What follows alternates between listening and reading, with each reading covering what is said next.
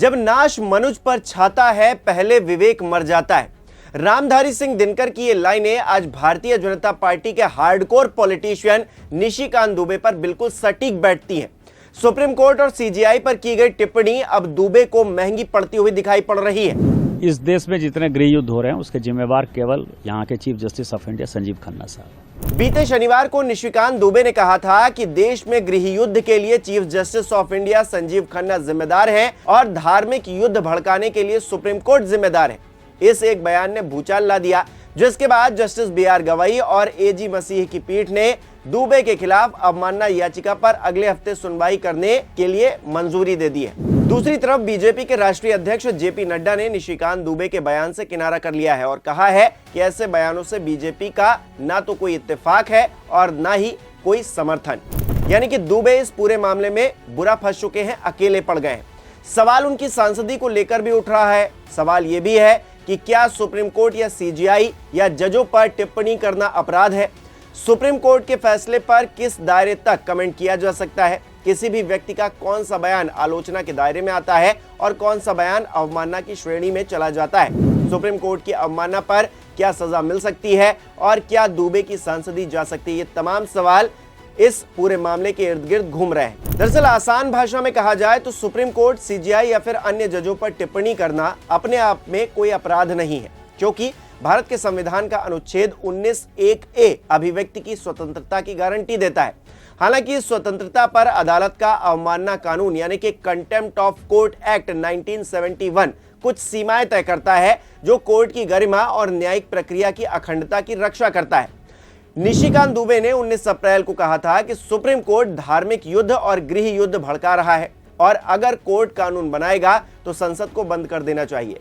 Court इस बयान की व्याख्या कैसे करता है, अब इस पर सब कुछ डिपेंड करता है। अगर कोर्ट ने इसे अनर्गल टिप्पणी माना तो दुबे की मुश्किलें बढ़ सकती हैं। वैसे तो निशिकांत का बयान राजनीतिक बयानबाजी के दायरे में आता है, लेकिन इससे कोर्ट के साथ टकराव का जोखिम भी पैदा होता है। अगर दुबे को सजा नहीं मिली तो दूसरे लोगों को भी मौका मिल जाएगा, ऐसे बयान देने का छूट मिल जाएगी। ऐसे में सजा मिलना बहुत जरूरी है, भले ही वो सांकेतिक सजा क्यों ना हो। हालांकि अवमानना कानून 1971 की धारा 12 के तहत 6 महीने की जेल और 2000 रुपए के जुर्माने का प्रावधान इस पूरे मामले में है। भारतीय संविधान के अनुच्छेद 102(1) के मुताबिक किसी भी सांसद की सदस्यता निरस्त करने के लिए या फिर होने के लिए उसका किसी लाभ के पद पर काम करना, किसी अपराध में दोष सिद्धि होकर 2 या उससे ज्यादा सालों की सजा मिलना या फिर अन्य कानूनी प्रावधान जो है उनके तहत अयोग्य होना है। अगर निशिकांत दुबे की टिप्पणी को अदालत की अवमानना माना जाता है और इसके लिए उन्हें सजा दी जाती है, दोषी ठहराया जाता है, तो उनकी अयोग्यता का आधार ये बन सकता है। लेकिन यहाँ पर एंगल वही वाला है कि अवमानना कानून के तहत सजा क्योंकि 6 महीने की ही होती है, तो फिर सांसदी पर खतरा कम है। हालांकि सोमवार को जस्टिस BR गवई और जस्टिस AG मसीह की पीठ के सामने जब दुबे के खिलाफ याचिका पहुंची थी तो सुनवाई करते हुए कोर्ट ने साफ तौर से कहा था कि याचिका दायर करने के लिए आपको हमारी मंजूरी की जरूरत नहीं है, आप जाइए याचिका दायर करिए। यानी कि कोर्ट इस मामले को बहुत ज्यादा सीरियसली ले रहा है और जल्द सुनवाई को तत्पर भी दिख रहा है। वैसे तो आप जानते ही होंगे कि इस पूरे मामले की शुरुआत तब हुई थी जब तमिलनाडु गवर्नर और राज्य सरकार के बीच में जो विवाद हुआ। सुप्रीम कोर्ट ने 8 अप्रैल को उस पर आदेश दिया कि राज्यपाल के पास कोई वीटो पावर नहीं है और बिल पर राष्ट्रपति को 3 महीने के भीतर फैसला देना होगा। यह ऑर्डर 11 अप्रैल को सामने आता है। सुप्रीम कोर्ट ने सरकार के 10 जरूरी बिलों को राज्यपाल की तरफ से रोके जाने को अवैध भी बताया था। इसके बाद 19 अप्रैल की तारीख आती है और निशिकांत दुबे कहते हैं कि कोर्ट अपनी सीमाओं से बाहर जा रहा है। अगर हर किसी को सारे मामलों के लिए सर्वोच्च अदालत जाना पड़े तो संसद और विधानसभा को बंद कर देना चाहिए। जो कहते हैं कि अगर कोर्ट कानून बनाएगा तो पार्लियामेंट को बंद कर दो। अरे अगर तुम पार्लियामेंट में बैठकर अपनी अददी ताकत की बुनियाद पर मुझे मिटाने का कानून संविधान के खिलाफ बनाओगे तो मेरे पास चारा क्या बचता है कि मैं आवाम में जाऊंगा और फिर कोर्ट को जाऊंगा। हम कोर्ट को गए, आवाम में भी जा रहे नहीं। कोर्ट कानून कैसे बनाएगा? अरे जालिमो, सुप्रीम कोर्ट का जजमेंट कानून का मौकफ रखता है। पढ़ो, तुम लोग ट्यूबलाइट हो, तुम लोग थम्स अप हो, तुम्हारे दिमाग में एक ही बात बैठा हुआ है, नहीं मोदी है तो खुदा है। अरे खुदा था, है और रहेगा उसी का नाम। आइन है और रहेगा, मगर इस तरह धमकी देना अदालत को, और फिर गवर्नर प्रेसिडेंट को बोल रहे हैं, उनको बोल रहे हैं अगर नहीं करे तो कानून बन जाएगा। अरे 142 क्या है प्यारे? 142 आइन का बनाने वाला अंबेडकर है।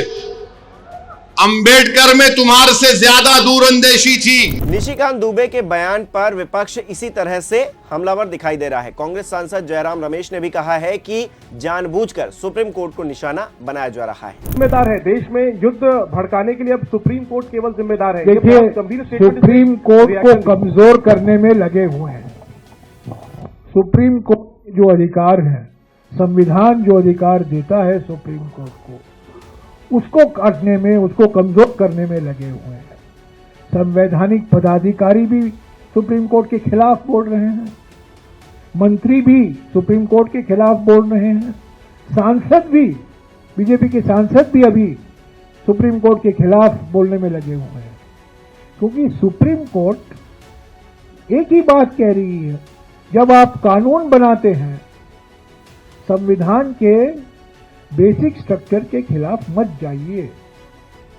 अगर संविधान के खिलाफ है तो इस कानून को हम स्वीकार नहीं कर सकते। कांग्रेस पार्टी चाहती है कि सुप्रीम कोर्ट इंडिपेंडेंट हो, पूरी तरीके से स्वतंत्र हो, निष्पक्ष हो, और जो अधिकार उनको संविधान ने दिया है उसका पूरा सम्मान करना चाहिए। पर यह बिल्कुल साफ है कि एक जानबूझकर अलग अलग आवाजें आ रही हैं और सुप्रीम कोर्ट को निशाना बनाया जा रहा है।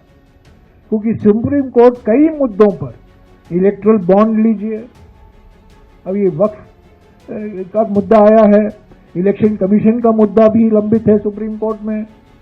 कई ऐसे मुद्दे हैं जहां सुप्रीम कोर्ट ने कहा है कि जो सरकार ने किया है वो गैर संवैधानिक है, वो संविधान के खिलाफ है। Will you approach higher courts against this National Herald?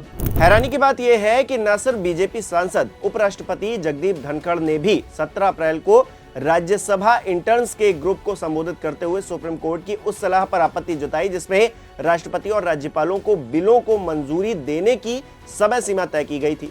Dhankhar ने कहा कि अदालतें राष्ट्रपति को आदेश नहीं दे सकती। संविधान के अनुच्छेद 142 के तहत कोर्ट को मिला विशेष अधिकार लोकतांत्रिक शक्तियों के खिलाफ 24/7 उपलब्ध न्यूक्लियर मिसाइल बन गया है। जी हां, इस तरह की बयानबाजी उपराष्ट्रपति कर रहे हैं। जज सुप्रीम पार्लियामेंट की तरह काम कर रहे हैं, ये शब्द भी उन्हीं के हैं।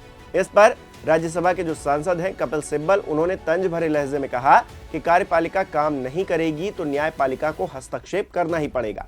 भारत में राष्ट्रपति नाम मात्र का मुखिया है। राष्ट्रपति राज्यपाल को सरकारों की सलाह पर काम करना होता है। मैं उपराष्ट्रपति की बात सुनकर हैरान हूं और दुखी भी हूं। उन्हें किसी पार्टी की तरफदारी करने वाली बात नहीं करनी चाहिए। ये फर्जी डिग्री वाले निशिकांत दुबे जैसे लोगों के लिए राजनीति कोई प्रिंसिपल की, कोई विचारधारा की, कोई सिद्धांतों की लड़ाई नहीं है। ये विशुद्ध दलाली का सबसे सीधा, सरल और अच्छा रास्ता है और इसीलिए अंट शंट बककर ये सुर्खियों में बने रहना चाहते हैं। कुछ उल्टा सीधा कहकर, एक समुदाय विशेष के खिलाफ जहर उगलकर, विपक्ष के खिलाफ घटिया बयानबाजी करके ही अपनी उपयोगिता सिद्ध करते हैं और अपनी जो वफादारी है पार्टी के लिए वो साबित करने में लगे रहते हैं।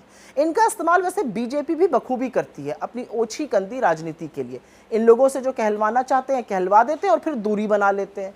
पर यह पैंतरा बड़ा पुराना हो गया है। अगर वाकई में दूरी बनाना चाहते हैं तो शो कॉज नोटिस इशू करिए, निकाल बाहर करिए एक ऐसे आदमी को जो सदन में महिला सांसद को अपशब्द कहे, जो गरीबों के लिए कहे कि फ्री फंड का अनाज खाते हैं, जो चुनाव आयुक्त और इस देश के सर्वोच्च न्यायाधीश के लिए इतनी घृणित भाषा बोलता हो। उसकी बीजेपी को क्या जरूरत है? लेकिन पता नहीं डिग्री दुबे को यह आभास भी है कि नहीं कि सारी दुनिया के सामने इनकी हैसियत यही है, काम होने पर जिनसे दूध की मक्खी की तरह पार्टी भी किनारा कर लेती है।